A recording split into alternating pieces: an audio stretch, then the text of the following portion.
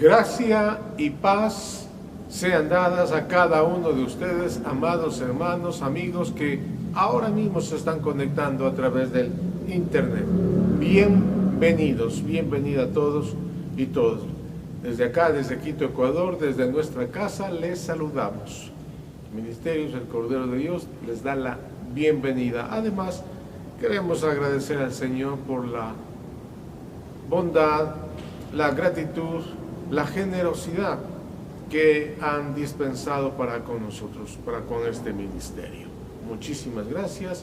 Sabemos que ustedes dan conforme a sus fuerzas y conforme a esas fuerzas que reciben cada día del Señor es que damos. Dios no envía dinero, Dios da fuerzas y con esa gracia, con esa habilidad para hacer riquezas aquí en esta tierra. Así que vamos a empezar también orando, dando gracias al Señor por este tiempo. Padre, te damos muchas gracias por este tiempo que tú nos brindas. Gracias, Señor, por la vida de cada uno de tus hijos. Anhelamos, Señor, que reciban mayor gracia, favor, que reciban, Señor, más luz, iluminación, más sabiduría. Seamos cada vez más llenos de la voluntad de Dios, para que podamos vivir en esta tierra, Señor, manifestando a ese Cristo glorioso que hoy habita en cada una de nuestras vidas, y podamos ser así la expresión viva de Cristo, cumpliendo su plan, propósito, tus diseños, Señor, que tú preparaste o diseñaste antes de la fundación del mundo. Así que muchísimas gracias, Padre, por este tiempo y esta hora. Recibe toda la gloria en el nombre de Jesucristo. Amén. Y amén. Estamos hablando acerca de Juan 17, la palabra mundo. Porque nuestro Padre Celestial preparó desde antes de la fundación del mundo a todo este sistema. Y hemos dicho de que en la medida en que tú quieras vivir bien con este mundo, con este sistema que es anti Dios, con el único propósito de sacar al hombre fuera del propósito eterno de Dios, y si tú quieres quedar bien, digo, con este mundo, sistema, y pretendes quedar también bien con Dios, se va a producir una cosa media tibia en la vida. Por eso hemos estado hablando de que es un tiempo determinante de definiciones, que tú y yo tenemos que tomarlas. Y cuando tomamos definiciones, va a pasar algo en las naciones de la tierra, va a pasar un rompimiento en nosotros. Vamos entonces a criar hijos espirituales para que terminen una estadística de la historia. La historia los tendrá que soltar porque Dios es nuestro Padre eterno. De tal manera que la historia no nos va a atrapar, la historia de los hombres, sino que nos va a atrapar nuestro Dios y Padre en ese reino de los cielos. Y en su mundo, Dios ya pensó el mundo, el que sobrevivirá a nuestro mundo. La pregunta es, ¿quién tiene la vacuna para esta pandemia del sobrepeso espiritual? ¿Quién tiene la vacuna para esta pandemia? Y sin duda alguna, quien lo tiene es Cristo. Y si tú tienes a Cristo, déjame decirte, y en la medida que Él va creciendo en tu vida, vas a vivir inmunizado. Y la única forma para que la historia humana pudiese entonces no comerse a Cristo que está dentro de ti. Así que Cristo debía de ser la única exacta, la unión exacta de un hombre con Dios. No podía ser todo Dios porque lo dejaría en el cielo. Y no podía tampoco ser todo hombre porque si no, la historia se lo comería a nuestro Señor Jesucristo. Entonces Él debía de ser hombre y debía de ser Dios. Entonces el Padre preparó un Hijo que viviese en la tierra como hombre y también como Dios. Eso hace Jesucristo, o eso le hace a Jesucristo el Señor. Así que cuando Jesús comenzó a predicar, les dijo a sus discípulos de una manera entendible: como tú eres algo que sirve para el mundo, sin que el mundo tampoco te pueda comer. Y habló del mundo como, otra vez, como los sistemas perversos que se comen en sentido de gozo, en sentido de alegría, de vivir para Dios, de vivir para con Dios. Si fuésemos buenos, bueno, entonces fácilmente es de que todos salgamos de este planeta, y sabemos que esa no es la solución. Jesús dijo: es que yo tengo un proyecto en la tierra, solo que la tierra está operando en una historia que yo, dice el Señor, no escribí. Y como ustedes viven dentro de esa historia, si la historia los come, entonces ustedes van a dejar de ser, de existir. Entonces Jesús resolvió esto diciendo: ustedes son la luz del mundo. Indirectamente les dijo: mi Padre necesita luces en el mundo. El Padre, quiero decirte, está bien iluminado. Mi Padre, pero los necesita a ustedes, a mí y a la iglesia en esta tierra como luces. Entonces, ¿qué es la luz en medio de la oscuridad? Algo que está en la oscuridad, pero que no es comido por la oscuridad. El Señor dijo: ustedes son la sal de la tierra. No se ve, pero nada queda igual después que la sal lo ha tocado. Ustedes, les está diciendo el Señor Jesucristo a sus discípulos, y también nos está diciendo a nosotros, los que hemos creído y los que han de creer: ustedes son la solución de este mundo. No dejen de ser luz, no dejen de salar, no dejen de alumbrar en medio de las tinieblas. Porque mientras que eres luz, escúcheme bien, mientras que tú eres luz, no serás tinieblas. Y si eres sal, no serás desabrido en este mundo. Por lo tanto, el Señor dice: llénate de la vida, de la historia del Hijo de Dios, para que este mundo no solamente no te coma, sino que preparemos el destino profético de nuestros hijos. La mayoría de los creyentes nunca terminamos de argumentar muy bien por qué creemos en Jesús, por qué creemos en Jesucristo, el Hijo de Dios. Y decimos que creemos, pero nuestras vidas parecerían que dicen lo contrario. Mientras que por otro lado, los ateos nunca terminan de decir por qué es que ellos no creen. De cada 10 personas que dicen no creer en nada, no saben argumentar el por qué. Son argumentos livianos, sociales, muchos de ellos. Un argumento que se da en un cumpleaños, en un casamiento, en un velorio. Son esos argumentos que no sirven. Ahí en esas ocasiones ellos dicen que son ateos. Pero pocas son las personas que pueden contender ardientemente por la fe.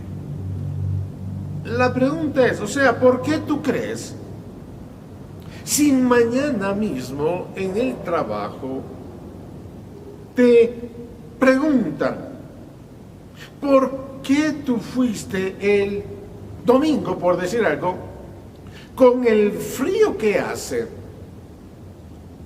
o con tan calor que hace, fuiste a la reunión? Bueno, tú puedes decir, sí, efectivamente es que era un día de reunión. O decir, estás haciendo un intenso curso espiritual para sobrevivir a la historia que se está comiendo a los hombres en todas sus versiones, sean estas espirituales, psicológicas y físicamente. Esa sería una gran y buena respuesta.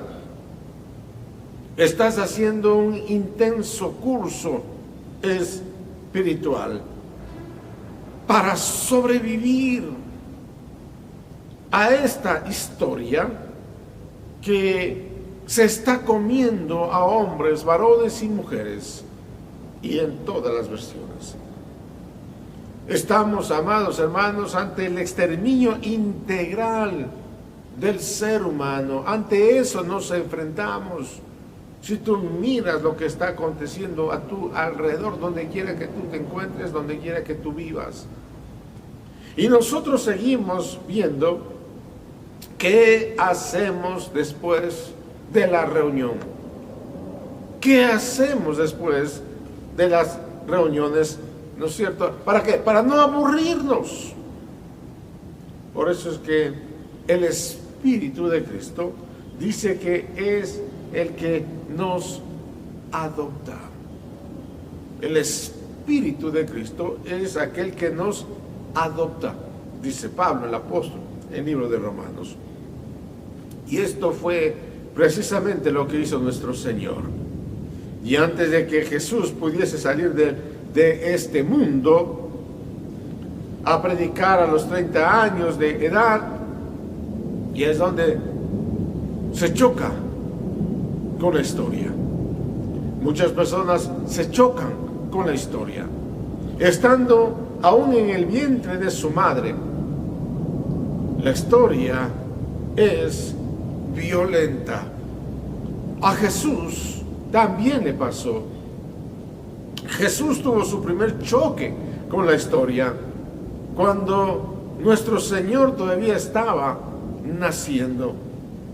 Por ejemplo, su madre María, dice los evangelios, estaba embarazada y debió moverse políticamente, porque la historia humana se quiere comer todo, absolutamente todo lo que huele a Dios.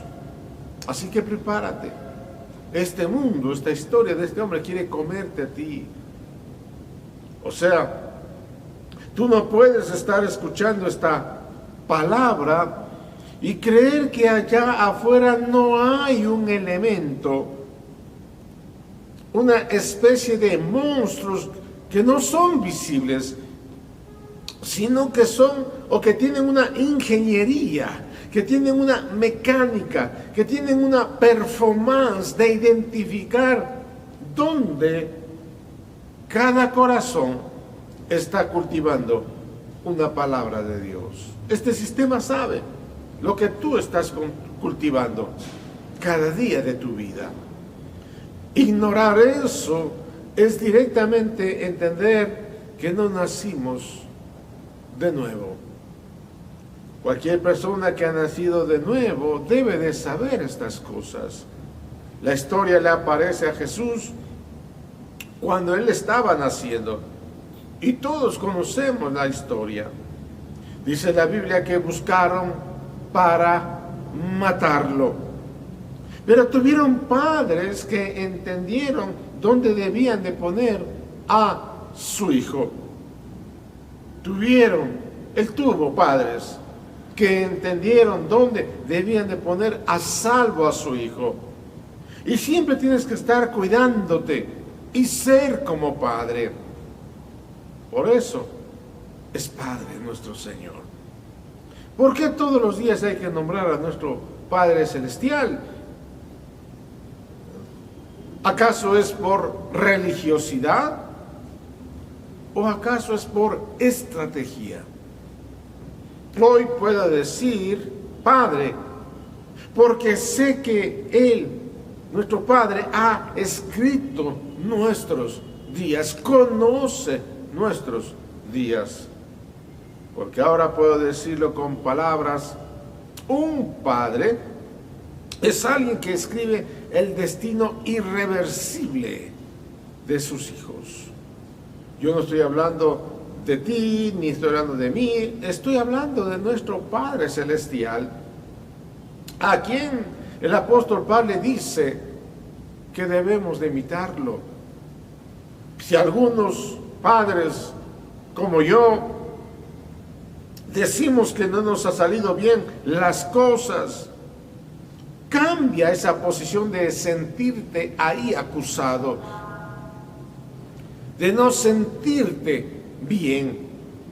Y la pregunta es, ¿qué hacer? Bueno, cambia por una posición de fe en el Señor. Y si todavía no estás casado ni de novio, comienza a hablarles a todos tus órganos reproductivos de manera representativa y declara que de ti saldrán hijos, que tú hoy, en tu juventud, vas a comenzar a escribir sus historias. Y no es historia bíblica, sino que es la historia eterna. Es el mundo de Dios escrito por 1000 generaciones. Por eso que Jesús, antes de salir a su trabajo público y a cumplir con la última etapa de su asignación, Él tuvo que demostrar que era doblemente hijo. Y como todos los hijos de Dios, tenemos que demostrar doblemente hijo. Primero, somos hijos porque su naturaleza nos fue dada. Tú y yo recibimos la naturaleza misma de nuestro Padre Celestial. Somos hijos por naturaleza, porque la palabra, o en la palabra de Dios, dice nos engendró. Y esa es nuestra primera certificación de que somos hijos de Dios. Que su espíritu, el espíritu de Cristo, de su Hijo, está en mí, está en ti. Y esa fue la obra del Espíritu Santo de Dios, dándonos a nacer al Hijo de Dios en nosotros. Pero Jesús, nuestro Señor, a los 30 años de edad, además de ser hijo engendrado, fue hijo adoptado. La mayoría de los creyentes de este siglo XXI y de este lado del mundo, lastimosamente no entendemos lo que significa el espíritu de adopción en la Biblia. Y cuando nuestro Señor Jesús dijo, no los dejaré huérfanos, sino que les enviaré el espíritu de mi Padre, ese espíritu va a traer sobre ustedes, ¿qué cosa? La adopción. ¿Qué fue lo que sucedió a nuestro Señor en el Jordán? El Padre Celestial esperó 30 años de que su Hijo engendrado por el Espíritu Santo de Dios fuese aprobado como hijo adoptado. Por eso el Padre Celestial dijo, este es mi Hijo amado, en quien yo tengo complacencia. La pregunta, porque en este mundo griego en el que se vivía, los hijos no se adoptaban por falta de reproducción, y esto es importante. En el mundo griego en el cual vivían, los hijos no se adoptaban por falta de reproducción o porque no podían tener hijos. En la Biblia, la adopción no es que tú adoptas un hijo porque no pudiste tener un hijo biológico. En la Biblia, la adopción no era por falta de hijo. En la Biblia, la adopción era por falta de continuidad en las tareas o de las tareas del padre. Por ejemplo, cuando un senador romano veía que ninguno de sus hijos seguía la tarea militar o la tarea gubernamental, y veía que sus hijos crecían y se les daba por diferentes vocaciones, ¿qué hacían los senadores romanos? Bueno, ellos adoptaban un hijo, donde el hijo no podía tener elección de vocación, sino que tenían que seguir la tarea del senador, sea militar o sea gubernamental. Y el Señor en ese contexto dice, porque si yo me voy, vieron que Jesús los llamó y ellos no tuvieron opción. Ven, ven, ven. Y tuvieron que venir. ¿Por qué? Porque el Hijo de Dios los llamó. Pero dice ahora que el Espíritu de Cristo vendrá. El Espíritu de Cristo vendrá. La pregunta es, ¿y para qué? Y dice aquí, para que ustedes no tengan más posibilidad de elegir. El Espíritu de Cristo ha venido sobre ti para que tú y yo no tengamos más posibilidades de elegir. ¿Por qué? Porque la adopción no es para hacerte hijo de Dios. La adopción es para que tú y yo continuemos con la vocación de nuestro Padre Celestial. Por eso es que el Espíritu Santo tiene una tarea en nuestra vida y es no dejarte que tú elijas tu agenda, sino que obedezcamos tú y yo y los creyentes a la agenda del Padre para que la historia no nos coma. Y la Biblia dice que nosotros fuimos engendrados uno y dos, adoptados. Fuimos engendrados y fuimos adoptados. Si tú tienes hijos biológicos, eso no asegura que ellos continúen la tarea que Dios te encomendó a ti o a mí. Porque además de ser hijos portadores de apellidos, los hijos tienen que saber que después de portar un apellido, tienen que portar una adopción. Y la adopción es entonces la continuación o continuidad de una vocación, no la elección de una vocación. Vuelvo a repetir, la adopción es la continuidad de una vocación, continuidad, no la elección de una vocación. Así que el Espíritu Santo viene para adoptarnos hijos del Padre Celestial. Y nosotros como padres biológicos no violentamos lo que el Padre Celestial está llamando para sí mismo. Qué responsabilidad de las familias, qué responsabilidad de los padres, de los hermanos, de los abuelos. Eso fue lo que pasó en Israel durante 4000 años.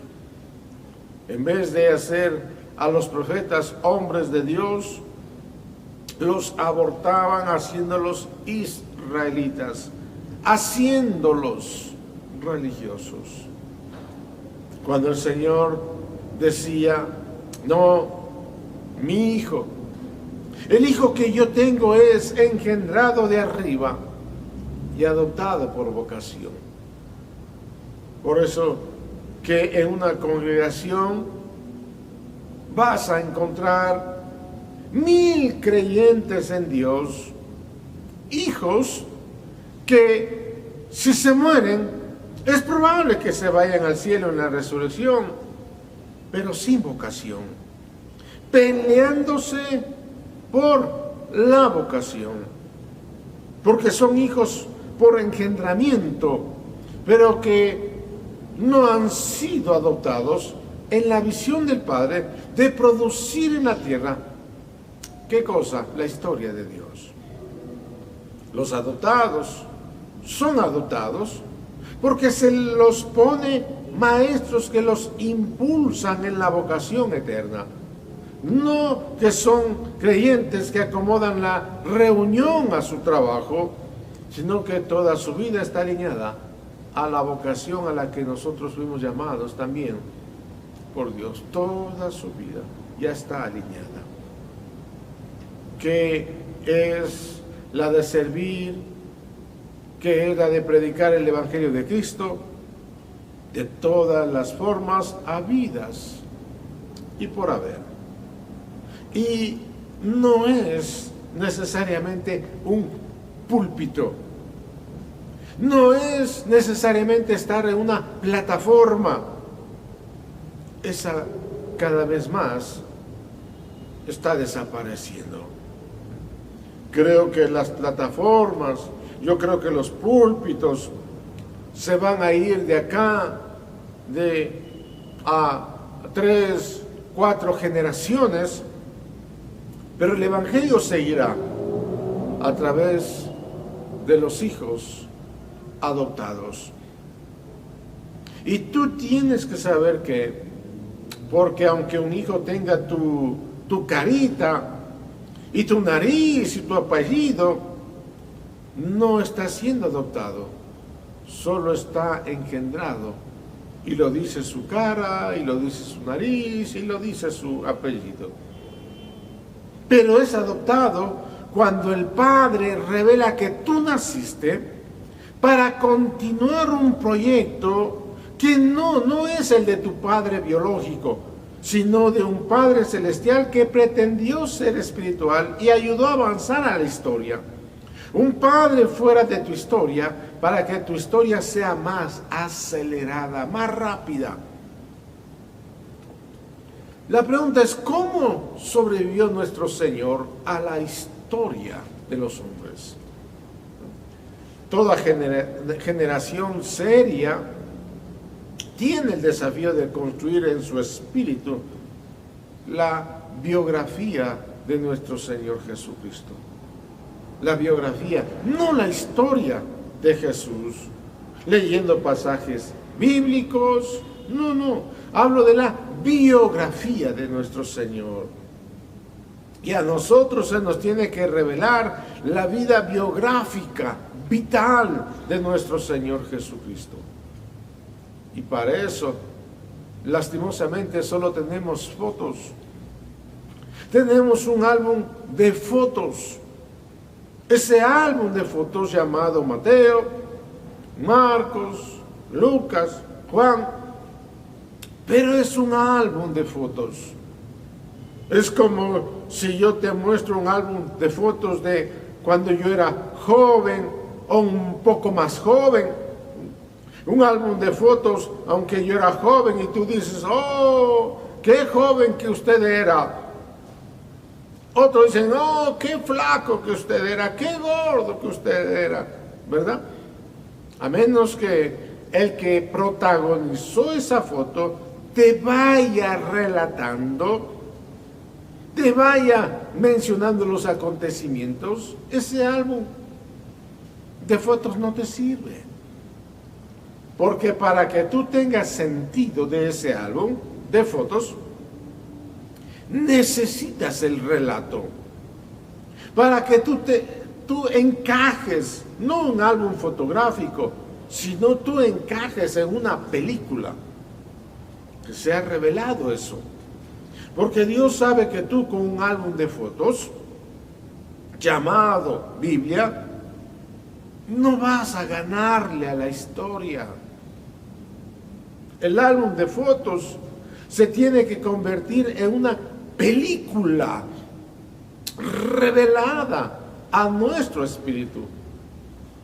Por eso dice el escritor a los hebreos, puestos los ojos en Jesús, autor y consumador de nuestra fe.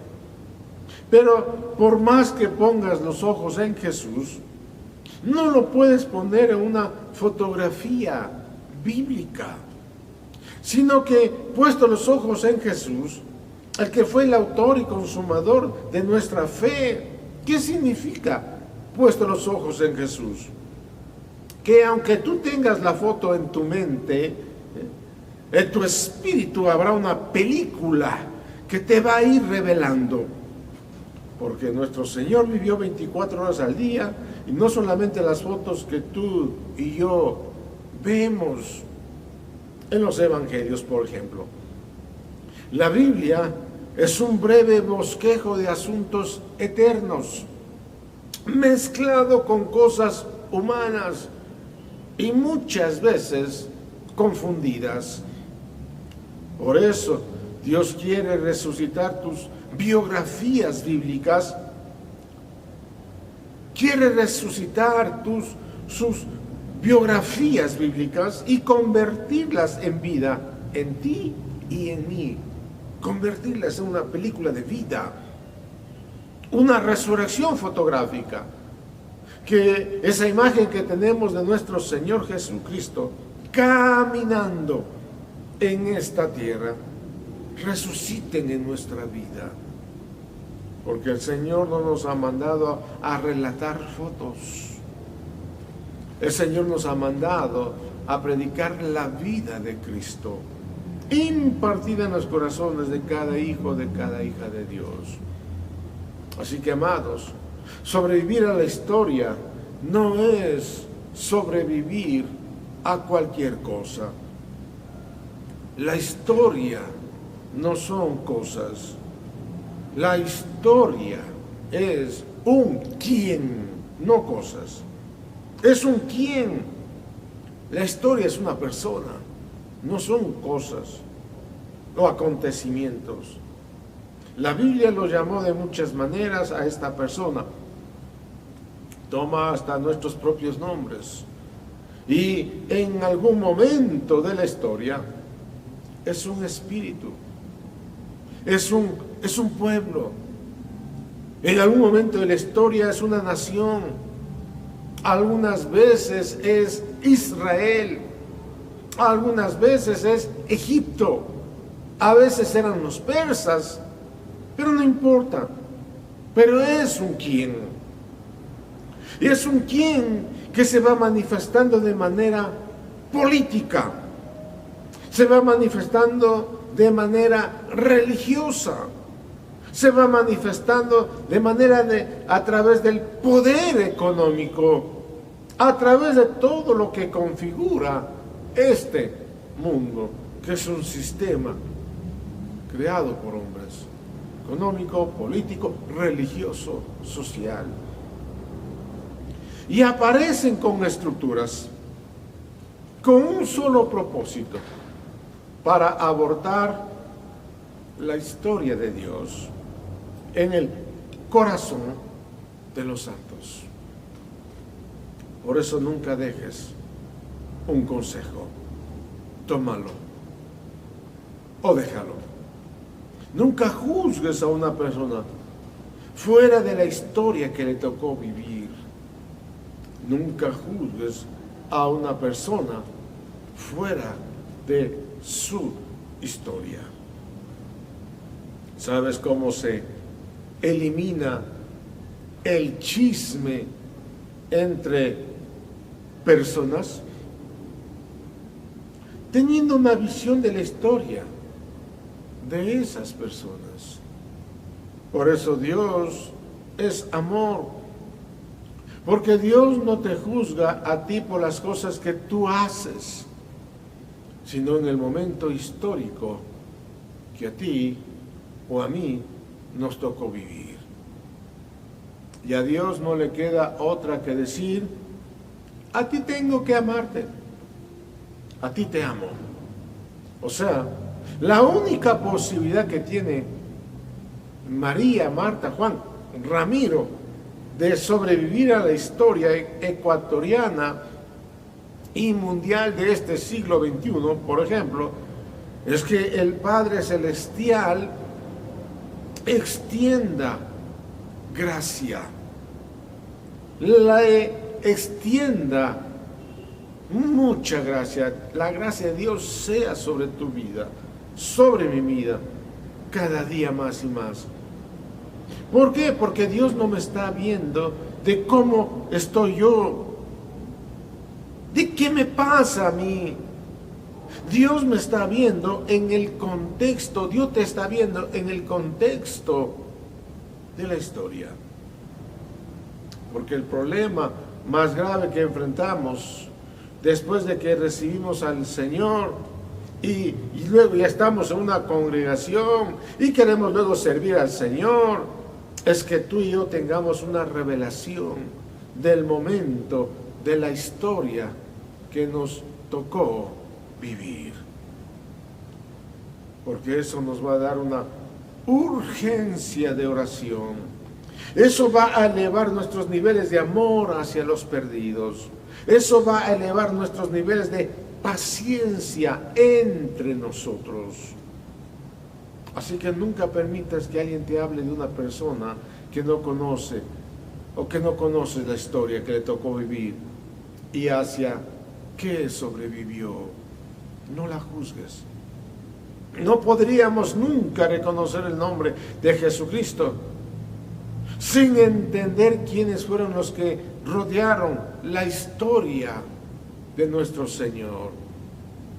¿Cómo vamos a poder glorificar al Señor Jesucristo y creer en Él si no conocemos a qué sobrevivió nuestro Señor? Para que yo voy a poner los ojos en Jesús, si yo no sé a qué sobrevivió nuestro Señor Jesucristo. La Biblia dice: puesto los ojos en Jesucristo, pero tú tienes que saber a qué es lo que sobrevivió nuestro Señor Jesucristo para que tú pongas los ojos en Él. ¿Cómo voy a poder yo, en medio del mundo en el que vivo, tener ganas de orar si no sé por qué Jesús se iba solo a orar? Y que muchas veces oraba y gemía y ni siquiera quería ir con sus discípulos. ¿Por qué esa fotografía no tiene sentido a mi vida? Lo leemos vez tras vez esa foto. ¿Por qué el Señor les dijo: vayan, caminen? Los expuso a la tormenta allá en el mar de Galilea y después se les apareció caminando en medio del mar. Escuche, por favor, porque el Señor no estaba teniendo una clase discipular. Porque el Señor puede permitir que su amigo Lázaro esté 4 días pudriéndose en un sepulcro. ¿Por qué? Porque conoce la historia de antemano, solamente por eso. Solo tú puedes decir: este no está muerto, solo duerme. Solo puedes decir eso si tú viste la película antes que los demás. Eso se llama vida profética. ¿Cómo se llama eso? Vida profética. Y quiero decirte que nos irá bien. He visto el fin de muchos de los días de ustedes. Sus vidas están en mi vida permanentemente, porque hemos engendrado nuestras vidas. Solamente renuncia a tu yo, renuncia a tu ego, renuncia a los temores de las malas experiencias, deja de cargar tu historia, crucifícala hoy. No tenía nada que ver contigo. El Señor te eleva a su historia humana. Si tú renuncias hoy a tu propia historia, la de tu vida, la de tu familia, y céntrate en la historia de Dios. Si tú lo haces eso, vas a experimentar cosas hermosas, gloriosas, y el Señor te va a elevar cada día más y más. Te va a elevar el Señor a su historia eterna. Hazlo y experimentarás. Padre, te damos muchísimas gracias por este tiempo y esta hora. Permite, Señor, que lo que estamos hablando sea entendible, podamos entenderla.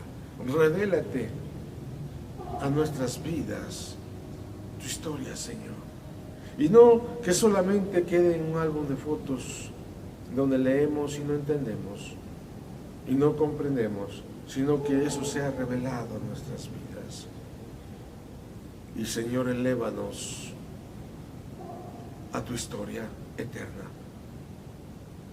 Saber de antemano, tú eres el Padre que sabe de antemano todas las cosas, y que tú nos revelas también a nosotros, tus hijos, en Cristo el Señor.